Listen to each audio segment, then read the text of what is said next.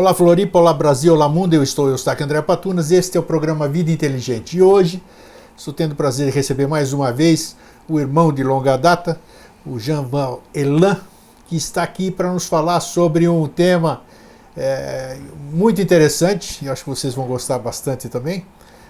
Aliás, todos os temas do Elan são polêmicos e interessantes, isso é melhor ainda, né? O interessante e polêmico. Porque foge da mesmice, isso é bacana, né? Ele bota a cara para bater, é bom, isso mostra que ele tem convicção naquilo que ele fala. Isso é maravilhoso, né? Porque está sempre aberto para contestação e hoje está aqui mais uma vez atendendo o nosso convite. E nós vamos falar hoje sobre um tema, favor divino. Você escreveu um livro sobre isso, né? Exato. Favor divino, já vamos dizer o que é essa coisa que vocês vão achar. Para quem conhece o Elan, talvez não estranhe muito. Para quem não conhece, vai estranhar um pouquinho, mas também vai ficar com a pulga atrás da orelha. Porque quando eu vi esse título do teu livro, eu falei, mas caramba, ele fala um monte de coisa diferente desse livro. Como é que é esse livro, né? Você fala sobre Javé, uma série de livros aqui, então, e agora esse livro parece... Quando é que ele foi editado, antes de mais nada? Quando é que ele foi escrito, digamos assim? Foi escrito em 2009, 2010, ele tinha umas 300 páginas, eu reduzi para umas 90, foi o que eu tive coragem de lançar. Devo ter lançado isso em 2011, 12, 13, alguma coisa assim, não me lembro. Então, quer dizer, ele é recente. E o Javé? Os livros de Javé ali, são mais recentes ou mais antigos? São mais recentes. São mais recentes, tá. Isso aí Os 30 e poucos livros que até hoje eu lancei, sim, dividem-se basicamente em dois momentos. Opa. Até 2004, 2005 e pós 2004, 2005. O fator Javé começou a aparecer nos livros após esse período, 2005, 2006. Esse 2005 é uma data até significativa para algumas sociedades secretas, essas coisas todas. Tem alguma coisa a ver? 2005 tem alguma coisa a ver? Esse ano para nós aqui, apesar de que a gente sabe que o calendário é hipotético, né? A gente não sabe que dia que nós estamos. Mas considerando esse gregoriano, 2005 teve alguma significação, vamos dizer, em nível espiritual, sei lá como é que a gente pode chamar? Tem alguma... Dentro das informações que eu tenho, não. Ótimo, não teria sido nada saber. especial. Nada. Foi apenas um acontecimento, uma opção minha, vamos dizer, sim, diante das circunstâncias em que vivo. Eu não daria maior importância a esse aspecto. Perfeito. Era essa a pergunta. Agora, antes da gente entrar no tema do favor divino, favor divino, né? Isso. Eu vou aproveitar a sua vinda aqui, porque parece que você está com um novo projeto, digamos assim. E nós estamos bem em épocas de eleições municipais, né? E parece que você lançou, eu não sei usar a terminologia correta, seria a mais adequada. Você está com uma proposta de como é que é? Partido planetário? Como é que é? Fala um pouquinho sobre esse projeto que você tem na questão da política. Há tempos atrás, lá para os idos de... Vamos falar assim não, porque a gente fica parecendo velho, né? Final dos anos 90. Isso, logo aí, tá. Se você observar, atrás de cada livro que eu lancei em 98, 99, 2000, tem lá algo chamado Projeto Orbum. Sim, faz tempo. Que é um manifesto planetário, isso, que é um convite à reflexão sobre a cidadania planetária. Sim. Nessa altura, a ideia era exatamente um partido planetário, mas um partido planetário no sentido de fazer uma política totalmente voltada para o espírito de servir a coisa pública, sem remuneração, sem isso, sem nada. Nós conversamos em alguns lugares do mundo, notadamente com irmãos nossos na África, em Portugal, e a coisa até tomou uma certa perspectiva em termos de sonho, mas não aconteceu. Sim. Eu mesmo dei uma recuada.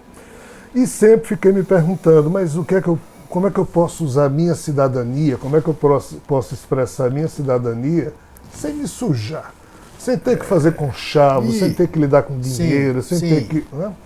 E recentemente eu lancei o chamado Manifesto da Onda Vírus, pegando aquela velha ideia de John Lennon, que dizia que a gente deve pensar globalmente e agir localmente. Isso, né? claro. Então, esse manifesto vírus foi exatamente essa perspectiva de se agir na nossa vidinha, mas tentando influenciar o todo. Como? Através de uma onda vírus. Já que não dá para a gente criar um partido mundial, vamos criar uma onda para infectar com um bom vírus todos os partidos que existem. Mas que tipo de vírus? Um vírus com uma proposta de se fazer uma política diferente. Como? Da tentativa de responder essa pergunta, o que fazer com minha cidadania sem me sujar, foi que eu imaginei que, deixando de lado o poder executivo, porque você participar de campanhas para prefeito, governador, presidente de república, aí é a busca pelo poder. Não é isso que eu quero participar como cidadão. Então eu fui para o lado legislativo, onde eu imagino que aqui a gente pode deixar alguma herança pedagógica, alguma reflexão para gerações futuras. Ótimo. Então, o que é que eu imaginei? Assim, nada imediatista. Como um vereador, um deputado estadual, um deputado federal, um senador votam as matérias de interesse de todo mundo, mas movido por seus interesses pessoais, sempre. Ainda dizendo que é interesse do povo, eu pensei comigo mesmo, diga, aqui eu posso atuar. Como? Eu posso tentar criar, junto com outras pessoas, uma comunidade virtual, onde nessa comunidade virtual a gente convida as pessoas a criarem comunidades municipais, 3, 4 pessoas de cada cidade. Aí, uma comunidade dessa, entre aspas, convence ou pede a alguém para se candidatar ou a vereador ou a deputado estadual. Não é nada impossível a sua proposta. E essa pessoa, junto com essa comunidade, pela internet, uma campanha totalmente tranquila, sem ansiedade, sem neurose, provavelmente sem perspectiva de ganhar no primeiro momento. Claro. Vai fazer uma campanha totalmente diferente, mas se ganhar, essa pessoa, o único compromisso que ela tem com o IEPP, que é esse Instituto de Estudos da Política Planetária, que foi esse espaço virtual que a gente criou, essa pessoa, se for eleita, o único compromisso dela é trazer as matérias importantes que ela vai votar lá para o âmbito da comunidade que ajudou a se eleger no IEPP, discutir essa matéria aqui e o que for votado aqui é o que ela vota lá. Com isso, o representante eleito nem é situação, nem é oposição ao prefeito, ao governador, presidente. Ele tem que ser independente. Independente, isento. Qual é o sonho? Já pensou se um dia a gente conseguir eleger 20 vereadores numa bancada de 30, em que o prefeito não precisa dar propina para conseguir voto? Nem... Ou seja, através da educação e trabalhando só no legislativo, nós podemos preencher trincheiras para fazer uma prática honesta da política. Então essa foi a ideia do IEPP. Você não pensou em algo tipo sinarquia, não, né? Olha... Não, Eu não queria ir para esse conceito. Sim, mas eu quero saber se em outras palavras, porque tem outras pessoas que têm o mesmo projeto. Assim. Eu acho, o Eustáquio acha, claro, tudo é utópico até deixar de ser. Claro, o que hoje é real, um dia foi sonho. Perfeitamente. Nossa, nós estamos cheios de provas disso. Né? Mas, quer dizer, o que eu gostei de tudo isso que você falou foi uma coisa importante, que você, para gerações futuras. Sim, claro. Isso mostra lucidez, isso mostra pé no chão. Não adianta você querer pensar em sinarquia ou proposta igual imediatista daqui a 20, 30, 40 anos, porque isso não existe. É muito difícil você mudar uma consciência nesse período de tempo, apesar de que a gente sabe que tem muita coisa do desconhecido que pode agir e transformar isso. Mas a proposta é bacana. Onde é que as pessoas podem acessar esse projeto, essa onda vírus? Onde é que podem ter mais, quem se identificar, quem tiver uma empatia com o projeto, pode procurar mais informações aonde? Tem 2 focos de informação. Um é o IEPP, que o site é www.orbum.org. Aí sai Instituto de Estudos da Política Planetária. Okay. E aqui em Florianópolis, a nossa amiga Sinamara é quem assumiu esse projeto e está representando, está nos ajudando a divulgá-lo aqui em Florianópolis. Então, com Sinamara, com o telefone dela, que eu não vou saber aqui dizer de memória. Depois a gente vai colocar no caractere. A gentileza de você acrescentar. Isso. Então, basicamente com Sinamara e na internet. Dentro do Orbum, você tem essa proposta ali. Tudo, está tudo escrito. Então tá aí, quem tiver curiosidade, quem tiver interessado, nessa proposta, que eu acho maravilhosa. Se engajar nisso, daí você não precisa ser político, né? Basta você participar. Alguém que tenha a tendência política vai encabeçar esse projeto com você. Você foi muito feliz na sua síntese sobre o projeto. Isso aí foi muito bacana. Então vamos lá. Então, vamos falar então sobre o favor divino. Elan, eu fiquei... Quando eu li aquela sinopse que você divulgou do livro, eu falei, não pode ser.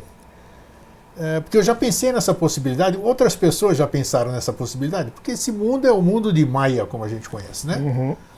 Então, eu estava comentando ainda ontem que quando eu disse que eu joguei todas as minhas verdades fora, há cerca de 20 anos, né? Depois da nossa, acho que depois daquele nosso encontro em Brasília, lembra? Faz anos que não acaba mais. Acordei um dia diferente, tive uma nova visão sobre as velhas coisas. E a partir de lá eu virei praticamente um cético.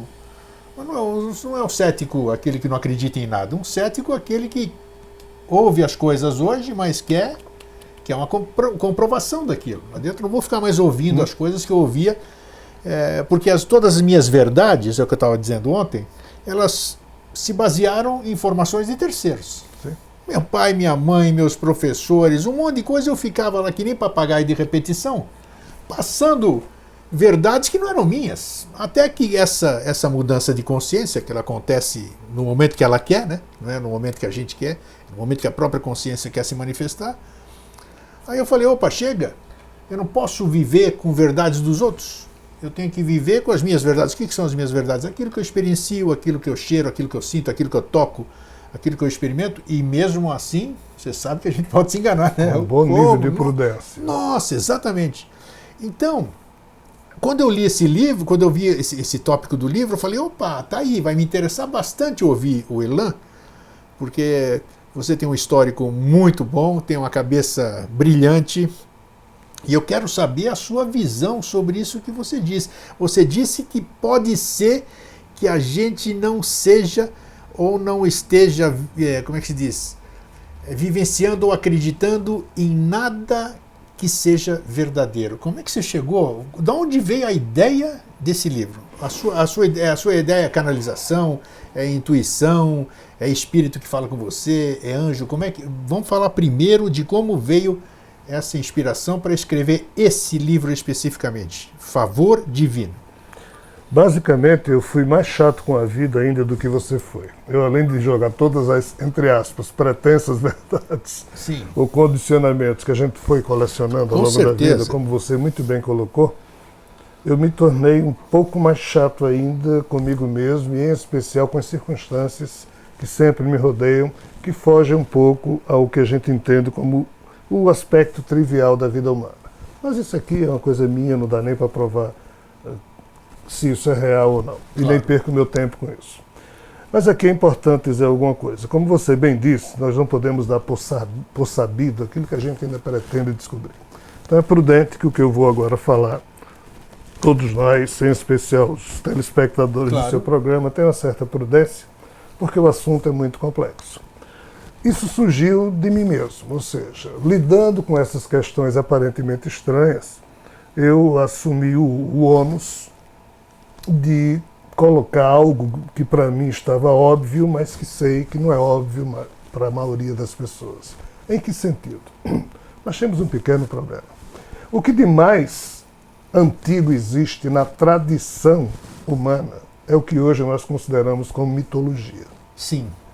As mitologias, todas elas, pelo menos as 52 que eu estudei. 52 mitologias? Mas tem mais aqui na Terra. Eu estudei 52. Puxa vida. Em absolutamente todas, sem exceção, há a notícia não de um Deus, não de um conceito de Deus, um Deus perfeito, como recentemente, através da doutrina espírita, ou mais um pouco para trás, através de São Tomás de Aquino, na sua perspectiva de organizar as ideias sobre Deus, esse conceito de um Deus amoroso, perfeito, isso não existia na história da humanidade. O conceito Deus surgiu com os hititas há cerca de 6.000 anos atrás, há 4.000 anos antes de Cristo. Antes disso, não existia essa história de Deus, era ser criador. Sim. As mitologias todas falam de um ser criador desse universo que, vírgula, caiu na própria criação.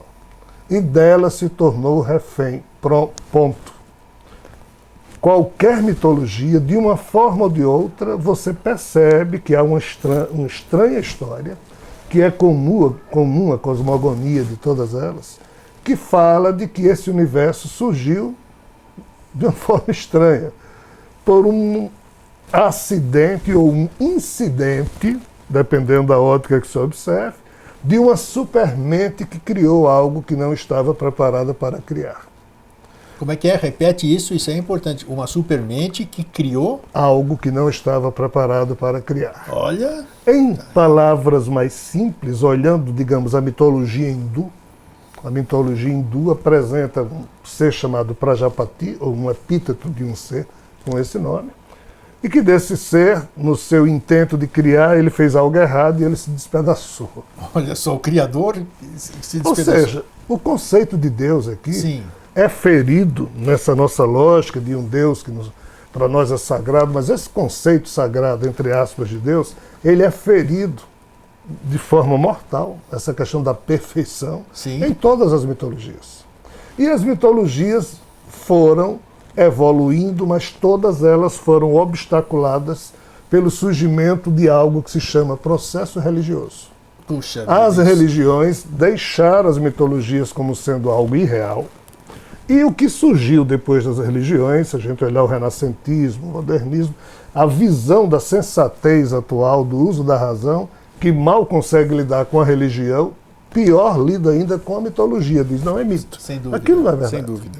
Então, qual o problema? O problema é que as mitologias não falam num Deus, falam num ser criador problemático. As religiões, algumas falam nesse Deus idealizado, mas outras têm livros totalmente estranhos, como a própria Bíblia, que apresenta não um Deus maravilhoso, mas um ser criador muito estranho chamado Javé, que já era um ser muito estranho chamado Brahma, quando esse mesmo ser se apresentou para os arianos, antes de se apresentar para os judeus, e é também um ser muito estranho chamado Alá, que se apresentou depois para Maomé, se dizendo o mesmo Deus dos judeus. Ou seja, esse ser aqui, é ele que criou tudo que é religião impositiva, que diz que nós devemos agradecer o fato de existirmos, que nós temos que nos submeter a ele, sob pena de castigos, aí entra a igreja, castigos eternos, inferno, etc. e tal. E que nós deveríamos agradecer a dádiva da vida. Então, diante de tudo que na minha pequenez eu vivenciei, desculpe, com amigos espirituais, e com uma certa experiência em relação a seres de fora, quando eu vi que não existia essa coisa de ser maravilhoso, perfeito, e que existia assim, seres trabalhando árduo para evoluir, como nós também, humanos, estamos fazendo, foi quando eu percebi que havia um profundo condicionamento imposto à humanidade. Através de quem? Por quem? Das religiões. Das religiões. Metaforicamente falando, assim, esse ser, em termos da visão judaico-cristã que nós temos, perdeu o controle sobre uma experiência biológica. Quando perdeu o controle sobre a experiência biológica, surgiu esse Homo sapiens, Adão e Eva, conhecendo o bem e o mal, e ele não gostou de Adão e Eva terem comido o tal fruto lá do Éden. Isso. Então, toda essa história, ele tentando aceitar Adão e Eva, ou seja, a espécie Homo sapiens fora do seu controle, mas, de vez em quando, ele criava projetos de tentar reconquistar a humanidade para o seu domínio. Esses projetos chamam-se religiões. O judaísmo, o catolicismo, o islamismo são tentativas desse ser de retomar. Me define melhor esse ser, Elan. Brahma, Javé. Tá. Simples. Ele, então, o Messias que ele mandou, chamado Jesus, que deveria recuperar a humanidade para o seu jugo, de uma certa ótica, ele esperava que Jesus fosse o super-homem, usasse os seus superpoderes para impor esse domínio às pessoas, e Jesus se recusou a fazer isso. Mostrou que tinha superpoderes, mas preferiu usar os poderes que tinha para ajudar os mais fracos. Aí, se você olhar a evolução biológica, você vai ver que nisso que esse tal ser criador de tudo organizou como sendo a regra da vida, a régua de vida para os mais fracos é terrível. Os mais fracos se ferram sempre. Sempre. E Jesus usou seus poderes exatamente para acalentar esses mais fracos. Mas até aí tudo bem.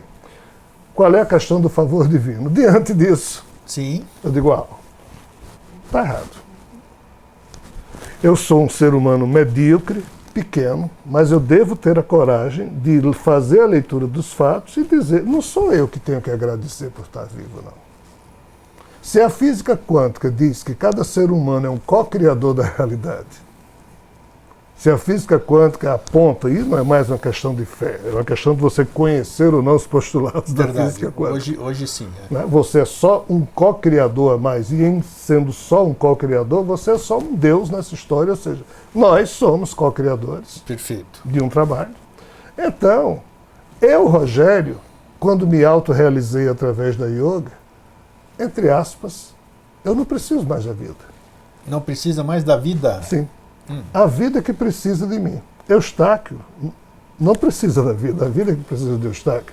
Cada ser humano pode ter medo de morrer, mas nessa leitura que eu faço, nós não precisamos da vida que precisa que nós atuemos, porque está em jogo uma espécie de reconfiguração do DNA original desse Criador. Isso. Nesse sentido... Se fala muito nisso. Bem, aí junta essas informações com a dos espíritos.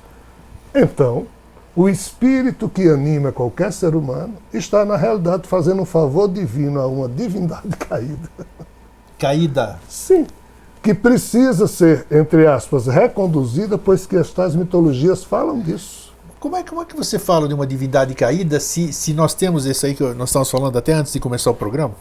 A concepção da perfeição, essa divindade, esse criador que nós estamos falando agora aqui, ele sempre nos foi vendido, veiculado como perfeito, né?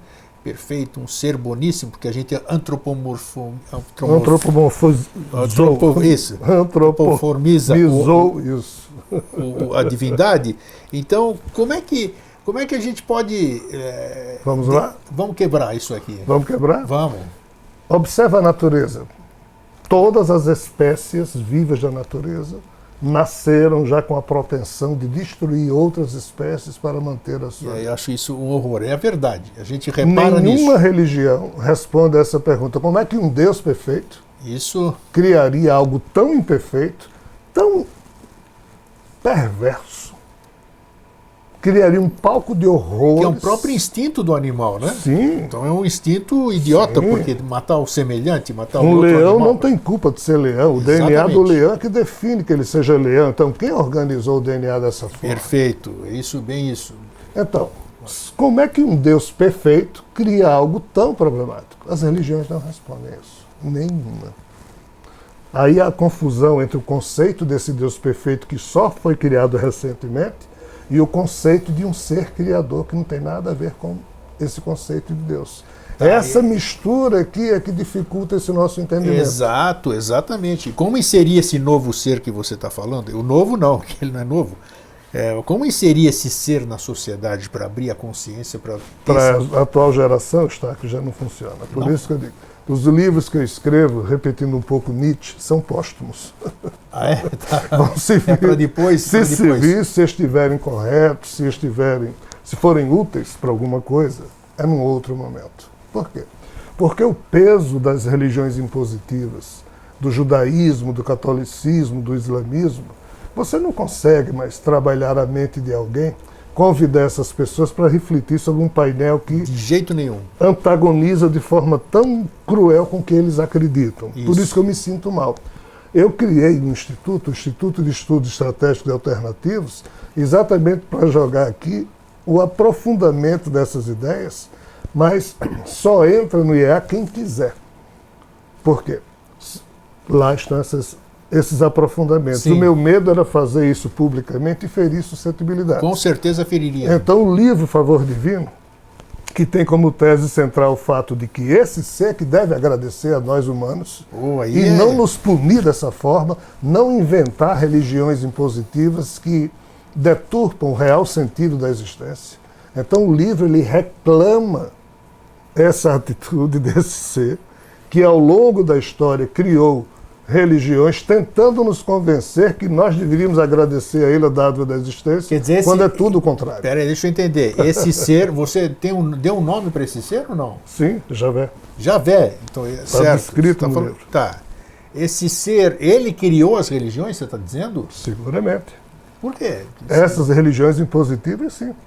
Na hora em que ele se apresentou, na época dos arianos hindus, como Brahma, Sim. ele tentou escolher um povo para, através desse povo, ele dominar a humanidade. Não funcionou. Ele escolheu um outro povo, agora o judeu. Apresentou-se, o nome que foi dado foi de Javé. Tá. Ele tentou criar uma super religião para dominar o mundo. Jesus foi quem não levou adiante o plano dele. Tá. Apresentou-se agora a Moisés como Alá, o mesmo ser querendo criar uma super religião. Ou seja, esse ser, ele cria religiões impositivas. Outras figuras criam religiões amorosas, elucidativas, sem essa imposição. Mas eu não li os livros sobre Javé que você escreveu, mais de um, né? Tem vários. O drama cósmico de Javé, o drama espiritual de Javé, agora, drama terreno. Quem seria ele? Estou te perguntando porque eu não li nada. Você me esclarecer. Quem seria ele, então, dentro desse contexto? Isso aí, como diz o seu favor divino, derruba tudo que se conhece. Sim. Porque aqui tem aquela historinha. Já fiz um programa solo aqui, onde eu fiquei 1 hora falando sobre essa historinha, no meu ponto de vista, né? Que nos venderam essa historinha, Adão e Eva, que lá estavam lá numa boa e tal, depois comeram a maçã e degringolou tudo. Então isso aí tudo é uma forma de afastar as pessoas da verdade. Como então, dentro dessa criação de tudo isso aí que já nos foi contado, seja por qualquer uma dessas religiões que Javé tivesse colocado, qual seria a intenção de Javé, desse ser aí, de criar essa confusão para o ser humano? É um brinquedinho? A diversão dele seria... Porque derrubaria tudo, até o próprio... Eu não sei, eu sei que você é espírita. Pô, daria uma encrenca dentro da filosofia espírita. Total, né?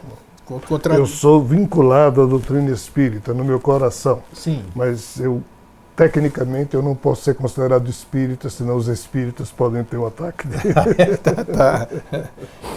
Mas assim, eu não sou coisa alguma. Mas nos livros, o drama cósmico de Javé, o drama espiritual, o terreno de Javé, eu respondo exatamente a isso. O quê? Nós somos considerados por esses seres como cobaias. Eles não são maldosos. Agora você pluralizou, você já me deixou mais confuso ainda. Esses seres, porque é uma questão da Trimurti hindu, ou da tríade celta, ou do triunvirato grego. É a mesma coisa, tá certo? Na verdade, o que está em jogo é aquilo que a mitologia ariana hindu chama de Lila, que é a geopolítica universal. Tá. Por que essa coisa na Terra? Será que isso não é um outro tipo de antropomorfismo, outro aspecto antropocêntrico que a gente poderia disso se livrar? Eu não vou poder explicar no seu programa, mas há algo muito doido em cima da Terra, ou na Terra, para que, de fato, toda uma política, uma geopolítica universal passe aqui pela Terra. Mas tem esse detalhe. Eu explico isso nos livros. Já disseram que a Terra é a bola da vez, é verdade isso? É isso, exatamente isso. É porque aqui terminou se congregando tantas convergências, tantos lixos de outros problemas universais. Então é como se aqui fosse uma espécie de uma cadeia, de um hospício, de um hospital, mas que devido ao embaralhamento genético que ocorreu aqui, terminou produzindo um tipo de ser que nem os próprios manipuladores, ou ditos, entre aspas, senhores da vida, interessante isso, vamos lá, conseguiram entender. Quando a rebelião de Lúcifer no Alcorão é vista de uma forma muito diferente do que a gente vê na tradição judaico-cristã. Tá. No Alcorão, quando Alá, que é o ser criador do universo, ou seja, Javé, o mesmo Brahma, olhou para Adão e ele homenageou a sua criação, ou seja, aqui ele gostou de Adão. Na Bíblia ele não gosta de Adão e Eva, tá? Mas aqui ele gostou. E mandou os seus anjos a se ajoelharem, só um não se ajoelhou. Esse um não se ajoelhou porque disse, mas esse homem ele é mais sagaz do que a gente.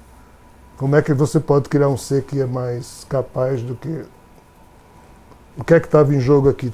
As 3 componentes do psiquismo universal. Aí eu vou introduzir um novo assunto para um dia a gente conversar com mais tranquilidade a respeito.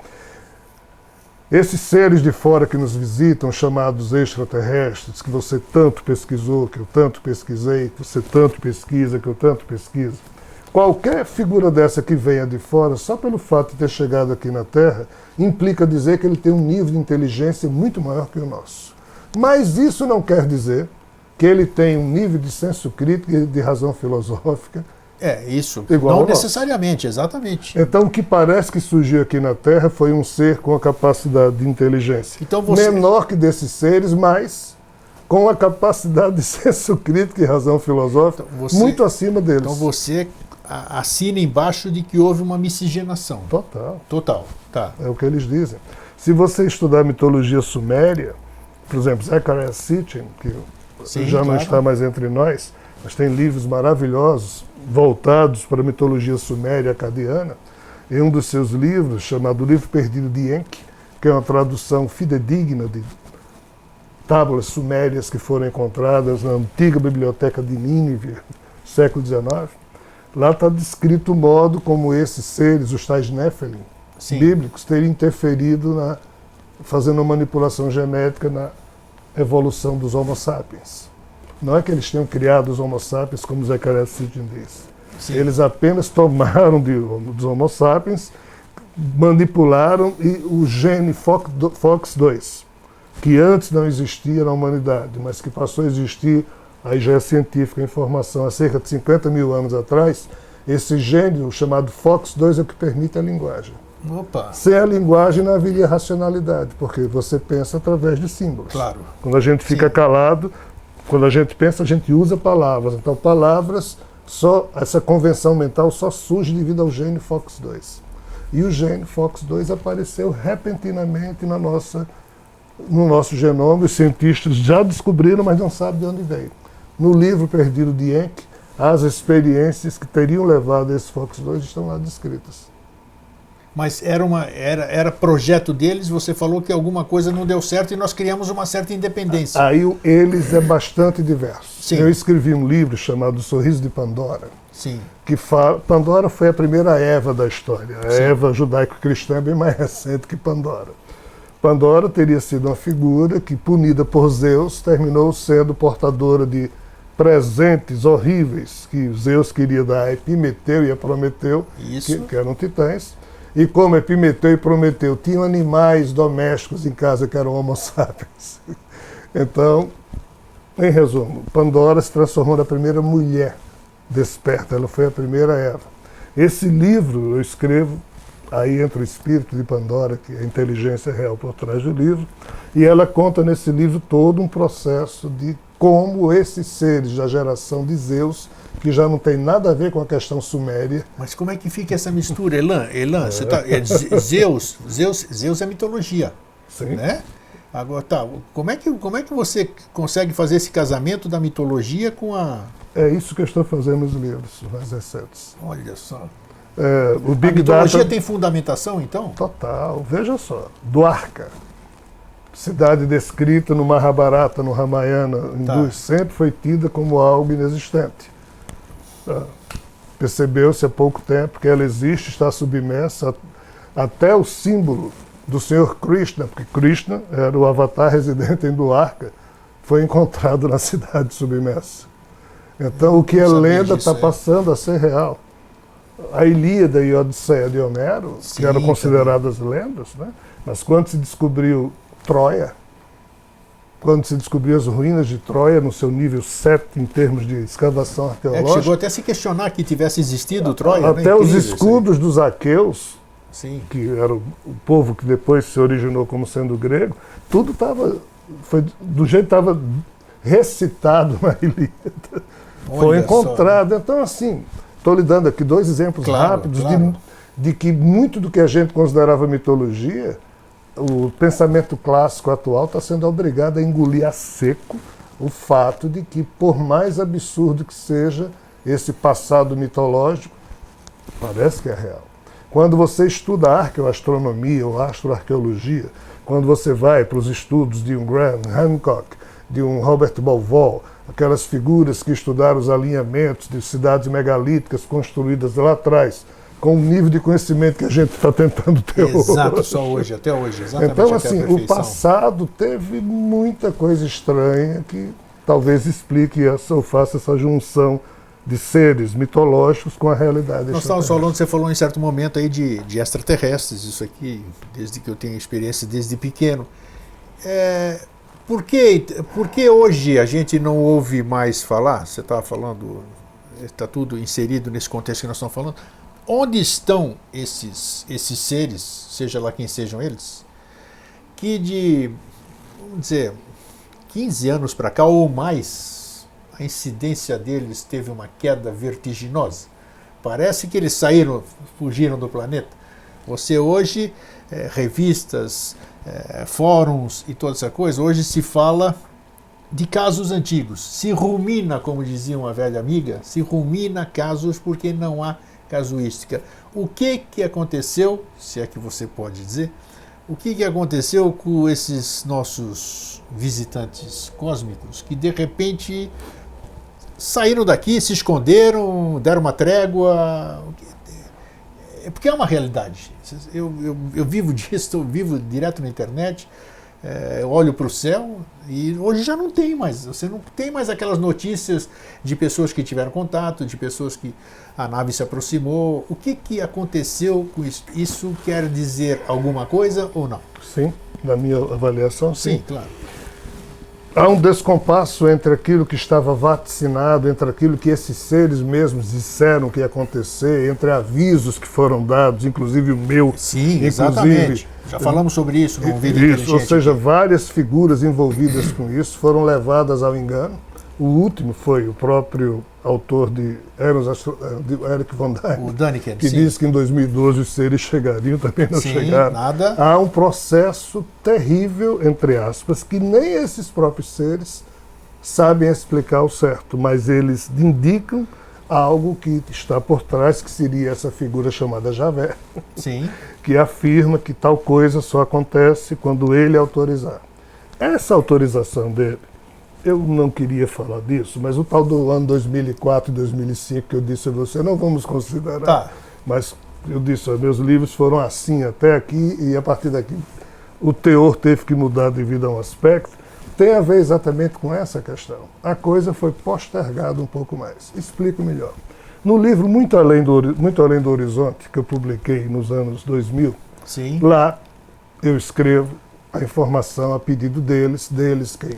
Espíritos, de que a vinda de Jesus, ou seja, o primeiro contato oficial de seres de fora conosco, se daria, está lá escrito no livro, até o ano 2020 alguma coisa, eu nem me lembro o ano. Eu mesmo exagerei, botei 2030 por exagero meu, mas estava lá escrito. Isso foi, eu escrevi esse livro em 1999, salvo engano, no meu 2000, alguma coisa. Em 2005, esses seres pediram tal anúncio, eu digo, mas vocês não já me disseram que só vai acontecer lá? Não foi antecipado, por isso estamos lhe pedindo para você dizer. Então, na loucura em que eu vivo, essa antecipação era já uma tática, ou sei lá o que diabos de expressão devo usar, mas esses 10, 12 anos que eles meio que sumiram... Sim, que é uma realidade, né? É uma realidade. Eles, comigo, em 2005, quando houve o processo, em 2006, eles disseram, ó, nós voltamos daqui a tanto tempo. Não vai dar certo, voltamos daqui a tanto tempo, mas voltaremos já com a vinda de Jesus. Então, essa coisa que você me perguntou no último programa, eu disse, Eustáquio, por incrível que pareça, tudo aquilo está de pé, mas é para um outro futuro. Só que é um futuro na nossa vida. No tempo da nossa vida. Tem gente que diz aqui, tem gente de idoneidade e tudo, que diz que nós aqui, eu, você, os outros, os que tiverem nessa nossa geração, presenciará isso tudo. É o que eles dizem, e eles dizem isso a muitos. Então, né? Porque você está falando, eu te perguntei 2005, a gente sabe que tem a Sociedade Brasileira de Obiose, SBR, tinha lá o professor Henrique José de Souza, havia dito que em 2005 haveria a manifestação do Avatar. E também não aconteceu, Muita gente se decepcionou, mas se decepciona porque as pessoas pegam no pé da letra e não entendem o que você acabou de dizer, que pode haver mudança de planos. N fatores podem fazer. Você não projeta alguma coisa e não tem que adiar por algum pequeno inconveniente, digamos assim. Então, realmente, nós estamos à espera de alguma coisa, né? Ninguém sabe o que é. Todo mundo aproveita essa onda para fazer conjecturas de toda ordem. Nós estamos mais perdidos, a humanidade está mais perdida do que cachorro em mudança. Né?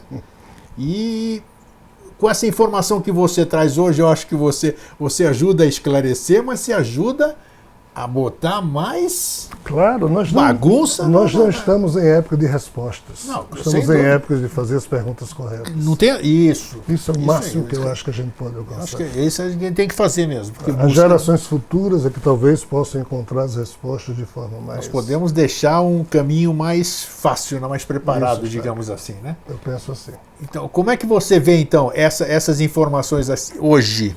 Hoje, nós temos que esperar um tempo. Claro que você não vai novamente, acredito, determinar uma data, né? Porque a gente viu que isso aqui... Não funciona. Não funciona, porque tudo é mutável. O tempo pode mudar de repente, né? Então, tudo. Agora, é real que a nossa geração, digamos assim, nós somos as faixas etárias Vamos hoje... dizer nós dois, né? Nós dois aqui, exato. Nós dois meninos aqui, né? Duas crianças. Você acredita, a crença pé no chão agora, né? Porque a crença ela pode ter, você pode flutuar onde você quiser. Você acredita que nós ainda temos condição plena de presenciar mudanças que todos esperam sem saber exatamente o que é, porque eu penso, por exemplo, o Eustáquio, ele vê essa realidade do mundo e tem gente que filosofa para mim. E eu digo, puxa, eu não consigo ver o que você está vendo. Mas o que você está vendo, você diz que já está vigente aqui, eu não consigo ver isso. Então eu vejo com muito pessimismo, né, num olhar concreto, de uma mente concreta. Eu não vejo uma mudança possível, factível, pelo blá blá blá, pela religião, pelo bom papo. A gente percebe que um evento a nível, sei lá, extrafísico. Tem que ter um divisor de águas. Perfeitamente, né? Você disse a palavra certa. Seja lá do que for, do que jeito for. Um divisor de águas. E externo e muito forte. Como já houve em outras épocas aqui quer dizer, não vai ser nada novo, né? Não. Já tivemos épocas glaciais, muito calor, isso aqui, as populações já foram quase dizimadas daqui da Terra. Então é uma coisa cíclica. Você acredita que nós ainda vamos presenciar essa... Eu não sou um homem muito dado a crenças, eu lido com fatos. Sim. Se são absurdos ou não, é outra história. Mas exatamente. Nesse tipo de vivência que eu tenho certeza, não é nem acreditar, que de fato a época é essa nossa. Se nós dois, com a idade que temos, vivemos um pouquinho mais dentro do padrão normal da expectativa de vida da nossa idade, Sim. seremos atores e testemunhas disso. E você acha que esse evento, que eu acho que será um evento, sinceramente eu não acredito na conversa, na mudança pela conversa. Eu faço isso, faço minha parte, você faz a sua, levar a informação, deixar o livre-arbítrio de cada um e o discernimento de cada um colocar na peneira. Perfeito. Mas os acontecimentos não chocarão a humanidade? Quem estará preparado? Quem está preparado? A grande pergunta que muita gente faz, né? Você está preparado? Porque as velhas profecias, que as profecias elas são tendências, né? Não necessariamente... Elas predispõem, mas não impõem. Exatamente. Então você vê, elas não são nada agradáveis. Não são nada agradáveis. Eu falo, meus pelos sobem. Não de medo, porque a energia contida nelas se manifesta aqui. Então, infelizmente, nós vamos nos transformar pela dor. Isso é líquido e certo. Essa filosofia do amor, ela pode vir depois dessa experienciação da dor. E você acredita que após essa coisa, já passaram muitos avatares aqui, nós falamos de Jesus, esse foi o último, né? Já passaram muitos, todos eles falharam, se você vê a história, todos eles falharam. Os experimentos que você sabe muito melhor do que eu, em outros níveis aqui também não deram nada certo. Você acabou de corroborar isso, de dizer isso, os experimentos e tal. O que garante, vamos dizer, que depois do que acontecerá, que a gente não sabe, eu pelo menos não sei, não faço a mínima ideia, mas eu sei que será algo muito sério, o que garante que de lá para frente tudo será diferente? Veja bem, eu não diria que nós vamos aprender pela dor. Eu diria que nós vamos aprender pela dificuldade. A dificuldade é dolorida, dolorosa. A dificuldade requer mais energia, mais esforço. A dor vem se nós formos incompetentes no trato com a realidade. Até hoje temos sido. A nossa geração seguramente é incompetente, mas as gerações futuras, é para ela que nós devemos pôr os nossos olhos. Tá? Sim. A nossa geração, ela vai ser apenas a geração de transição, em que fatos estranhos deixarão de ser estranhos, se tornarão oficialmente aceitos, e o susto vem daí, mas isso não implica em dor. Isso implica, sim, em que o que você fez, o que eu fiz, jogar fora as verdades profundamente enraizadas, mas que não eram verdades. Isso. Todo mundo na Terra vai ter que passar por esse processo de olhar para os fatos. Então, assim, isso não é agradável quando um ser humano é retirado da sua zona de conforto, ele fica meio que perdido. Essa sensação de dificuldade todos nós vamos ter. Mas ela é necessária porque nós estamos cheios de coisas erradas na cabeça. Sim. Soren Kierkegaard, filósofo dinamarquês, dizia que o ser humano costuma se enganar de duas formas. Uma, acreditando num monte de bobagem, que não é verdade. Claro. E na outra, deixando de acreditar nas verdades que de fato... Isso, que estão... Porque a gente fica cego. Fica. Então nós estamos nesse estágio, cheios de verdades que não são verdades, e incapacitados de perceber outros aspectos da verdade, porque a gente não tem olhos para ver. Esse divisor de águas, seja lá o que ele for, ele vai servir para que a gente se apresse a fazer isso, sob pena de sermos seres humanos improdutivos que vamos ficar ligados a coisas que não são reais e a vida continua e seremos atropelados pelos fatos. Aí vem a dor. E aí eu te faço uma pergunta interessante. Você acabou de dizer no começo do programa, que eu falei para você falar sobre o projeto da questão política. Sim. Como fazer um projeto desse considerando o que há de vir? O que há de vir, seja lá o que for. Quem for que venha, veja só, não é Deus, nem Jesus, nem Astaxerão, nem Bezerra de Menezes, nem Santo Antônio de Pádua, nem ninguém que irá transformar um ser humano que é cretino num ser humano inteligente. Que irá transformar alguém que é mau em alguém tendente ao bem. Isso é verdade. Ou seja, ninguém virá limpar a sujeira que nós seres humanos criamos na Terra, independente do problema Javé. Javé não é desculpa para a gente ser incompetente ou deixar de ser feliz e honesto. Tá certo? Então, uma coisa eu tenho escutado dos espíritos desses próprios seres. A vinda de Jesus, o primeiro contato oficial, a vinda do Avatar Kalki, como a turma espera na Índia, é um fato histórico, delimitador de eras, um divisor de águas, que vai promover sustos e estímulos ao progresso, mas é com a raça humana, depende de cada ser humano como a coisa vai ser. Então somos nós, seres humanos, que temos que promover possibilidades de progresso aqui na Terra. A minha atitude de criar o IEPP e de pedir às pessoas para reflitam sobre isso, o meu pedido é reflitam sobre isso. Entre aqui, nos ajuda, então crie alguma ideia e faça alguma coisa. Você, considerando, olha só, considerando que eu e você, os meninos aqui, né, ainda tenhamos chance de ver esses fatos todos.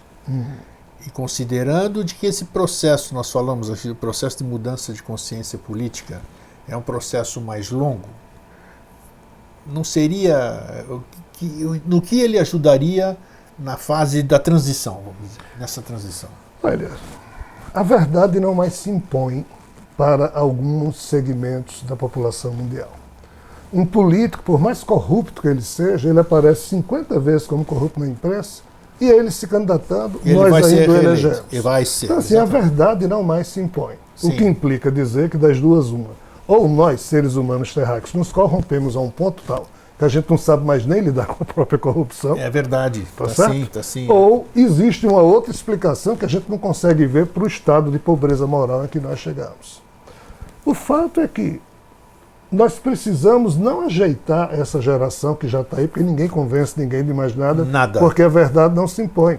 Mas nós precisamos criar nesse espaço sujo algum tipo de estrada limpa para que as novas gerações possam caminhar por ela. Independente do que vier pela frente. Independente, porque ninguém consegue dar cabo da raça humana devido ao grau de complexidade que nós chegamos. Sim, sempre vai ter o drama desses seres de fora, ainda que se sintam donos do que acontece aqui na Terra, é que nós, seres humanos, chegamos a um ponto tal de complexidade no campo da inteligência. Nós temos armamento nuclear. Sim. No campo da loucura, nós temos louco que a qualquer hora pode explodir tudo. Tudo. Donald Trump nos Estados Unidos, Nossa, o cara que... Ou seja, um Kim Jong-un na Coreia do Norte. Coreia do Norte. Mandou matar um general porque o cara pegou no som durante a sua fala. Isso. Então, assim, são figuras humanas que você diz, mas isso é ser humano? É, igualzinho a nós. Nós somos todos farinhas do mesmo saco. Então, assim, talvez não dê para a gente trabalhar essa geração. Mas só sonhar não resolve. Então, qualquer coisa que a gente tente fazer para facilitar a vida da geração futura, então o IEPP é essa tentativa. É de trazer as pessoas para dizer, sonhe, mas vamos também trabalhar aqui. É possível a gente tentar fazer alguma coisa. Vamos tentar fazer uma campanha limpa. Aí talvez não porque afinal, depois que as coisas se transformarem, nós vamos precisar ter líderes, né? Sim. Líderes... A mensagem mais importante do IEPP é dizer para a juventude, há uma maneira, sim, de se fazer política de forma decente. É você apoiar um candidato e que você vai ficar em contato com ele todo dia através do IEPP. Tá? O candidato, quando é eleito, some. O do IEPP não vai poder sumir, porque ele vai trazer as matérias para conversar com a base a base que ele criou no IEPP. Então você está em contato direto. Você exerce sua cidadania, está sem sair de casa, vamos dizer assim. Acompanha a política, discute os principais fatos no fórum. Qual a dificuldade disso? Não, nenhuma. Qual a desonestidade disso? Nenhuma. É um ato honesto, é um ato limpo. Então, assim, imagine uma terra cheia de problemas ambientais daqui a 20 anos, em que você não vai conseguir sair de casa tão facilmente. É verdade. Então você tem que trabalhar política dentro de casa através da internet. Essa ideia do IEPP passa por aí também. Bacana. Quero te fazer duas perguntas finais. Primeira, nós temos essa tal de divindade? Eu, você, temos a divindade? Muito se fala aí, porque todos nós temos a centelha divina. Olha a religião influenciando a nossa cabeça, né? Que dentro de cada um de nós, e isso eu sei que alguma coisa tem. Alguma coisa que tem, que brilha dentro de nós, e que seja no bandido, seja no assassino, seja alguma coisa lá, sei lá quem construiu, seja lá, é igual para todo mundo. Agora, e essa tal de divindade que as religiões quiseram impor, existe alguma coisa dentro de nós que realmente seja especial, Elan? Eu sou alguém que, mesmo sendo um homem extremamente pequeno, eu consegui mergulhar em mim mesmo. Eu e você busco o autoconhecimento. De fato, há uma semente do sagrado em cada um de nós. E o que é esse sagrado, Elan? É o bem. Mas Yahvé fez o bem? Não. Como é que nasceu o bem no ser? Um assassino também, mesmo tendo essa semente do sagrado, pode fazer o mal. Perfeitamente isso. Então, Yahvé... Qual o problema da gente? A gente quer um Deus que, além de ser perfeito, tivesse criado todo mundo perfeito para ninguém fazer besteira. Mas parece que ele não achou graça nisso e criou figuras incompletas que pudessem evoluir. Mas a gente ainda quer que esse Deus fique com cabresto ali para não deixar ninguém fazer besteira. Isso. Mas me parece que o Deus, seja ele que Deus for, ele deixa que cretinos como eu cometam a cretinice que eu tiver.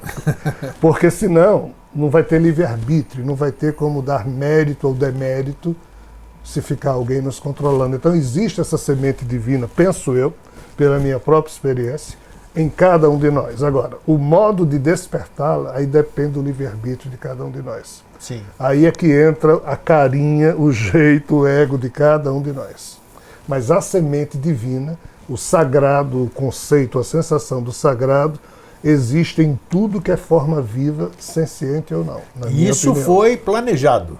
Que todo seguramente é planejado. Seguramente, isso não é um acidente. Não é acidente. Não é acidente. E finalizando, você tinha dito da volta de Jesus, não só você, como um monte de gente falou, as religiões sustentam isso, seja lá quem for, o Kalki Avatara que nós estamos falando. Em ele voltando hoje, esse ser, digamos assim, que todo mundo espera, pelo menos as religiões, como é que ele poderia se manifestar? De que forma? Que não evitasse, porque veja, se Jesus vier hoje aqui, os católicos ortodoxos, né, que aqui vão fazer festa, vai ser uma maravilha. Voltou Jesus. E Kyrie o Christos. Igual que talvez não, tá, mas continua. Tudo bem. Se vier, mas em compensação, os islâmicos todos vão ficar doidos da vida, porque quem tinha que ter voltado era voltar cá, o que não era Jesus. Exatamente, o Muhammad não voltou. E se vier, então como reconhecer, como você usou o nome de Jesus, por quê? Por que você usou, ou você deu um nome mais conhecido? Esse Jesus pode ser o Kalki Avatara, pode ser o Maitreya, como todo mundo fala, o nome não importa. Porque quando você fala Jesus, você está ligando a volta àquela religião, que você está fomentando aquilo que é uma ilusão nossa. Termina sendo. O Avatar, Jesus, dos avatares, foi o que mais falou em termos desse retorno. Por isso que eu uso o nome dele. Ainda Sim. que corra o risco de fomentar exatamente isso que você colocou, muito bem colocou nas suas palavras. Mas aqui tem um problema. Jesus vai voltar, mas, segundo ele, no seu estado cósmico. Não é o homem Jesus. Aí eu escrevo já um livro chamado Terra Atlantis, Sinal de Lanzeno, explicando que há um avatar chamado Sofia, Sim. que é exatamente essa face do Cristo cósmico, ou seja, seria a personalidade excelsa do homem Jesus no âmbito cósmico. E aí entra o conceito de Maitreya, do Avatar Kalki. Sim, tá. Então aqui tudo se nivela. Quem vem é esse avatar que esteve na Terra como Jesus. Ok. E, num primeiro momento, todos o reconhecerão, seguramente não. Quando fala todos reconhecerão, é todas as religiões?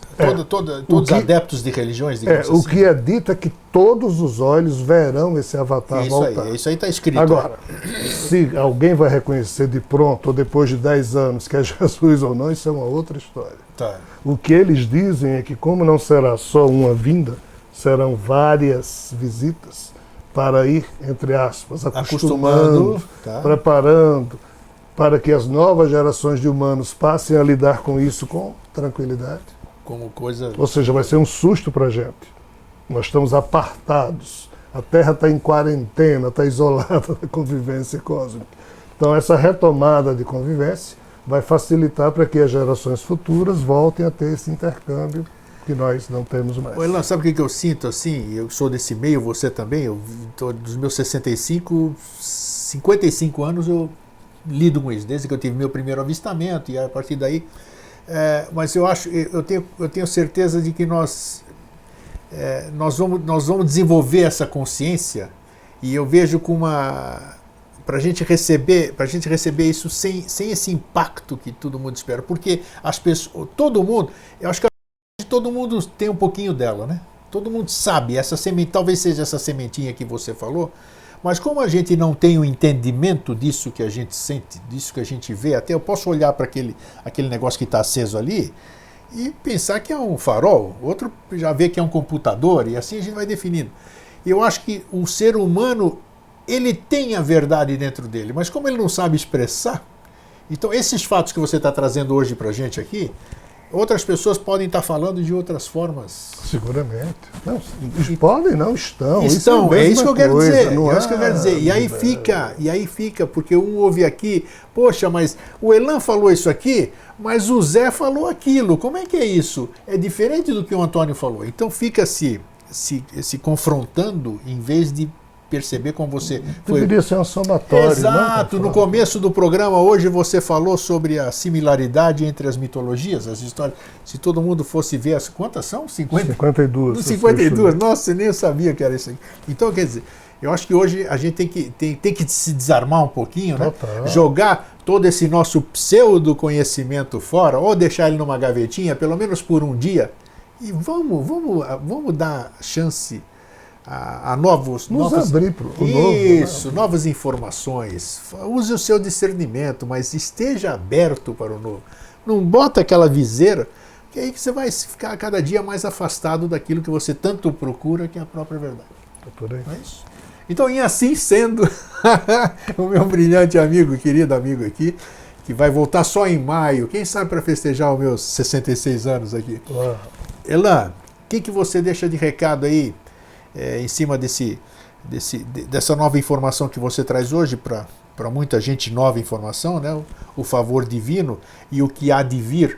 O que a gente deve esperar? Devemos continuar nossa vida normal, tudo isso aqui, preocupados com alguma coisa? O que nós devemos fazer para estarmos prontos para essa nova realidade? O grande trabalho que, penso eu, cada ser humano deve fazer, e eu digo isso a mim mesmo todo dia, é exatamente de se trabalhar interiormente. É a tal da reforma íntima que o Espiritismo fala com muita propriedade. Mas não é reforma íntima babaca, não é isso. Sim, mas qual é o manual da reforma? Todo mundo fala, mas ninguém dá mas ferramentas. É muito simples. É uma questão de maioridade espiritual. Aí a gente tem que tomar do Mahatma Gandhi o seu grande ensinamento, quando ele diz, seja você o agente da mudança que você quer ver no mundo. Se você quer que esse mundo seja um lugar honesto, seja você honesto, ainda mais que ninguém mais seja.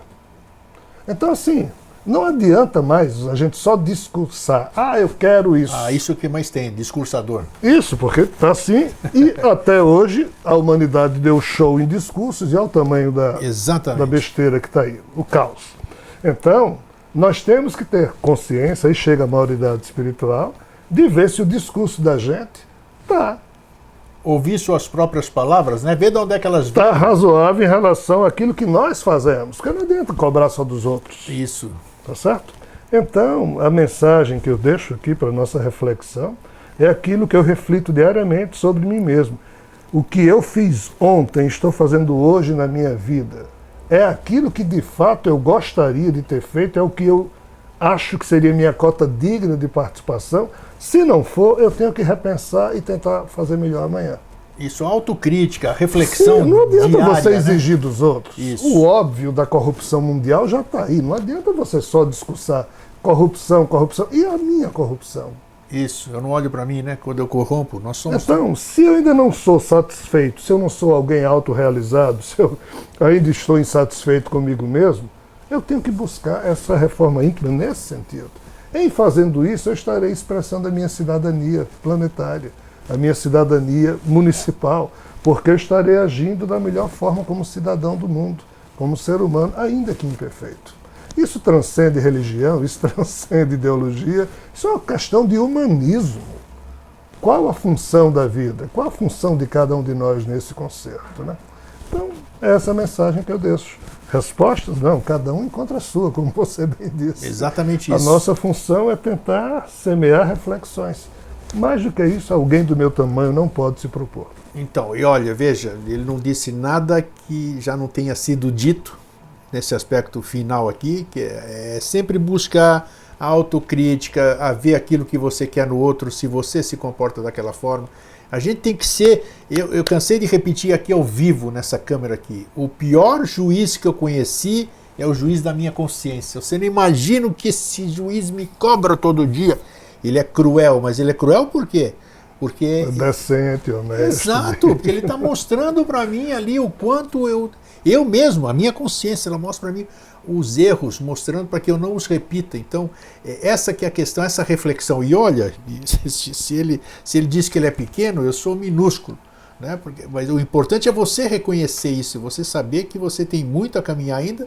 Esse reconhecimento já é o primeiro passo, né, Elan? Não tenho dúvida. Pronto. E como Franz Kafka dizia para a gente, a vida é uma sequência de passos, mas entre um passo e outro cabem todos os sonhos do universo. Olha que frase Porque a cada segundo da vida da gente, a gente pode produzir muita coisa, tomar decisões maravilhosas e se empenhar na realização delas. Agora tem que vir de dentro para fora. A gente está esperando que outros façam por nós, sempre, ou nos convençam, ou nos... Não é por aí. É isso aí, olha. Sementes estão aí. Resta você agora botar a terra boa, adubar bem. Elan, mais uma vez, muito obrigado. Eu que agradeço. Você é um irmão do coração. Muito obrigado. Você trabalhando por ali, eu aqui, outras pessoas aí, nós estamos aí tentando fazer com que, né, o que vem pela frente seja agradável e que a gente possa estar juntos um dia sorrindo, se existisse aqui toda essa alegria, confraternizando em alegria, em paz e amor e fraternidade. Um fraterno abraço e um feliz sempre.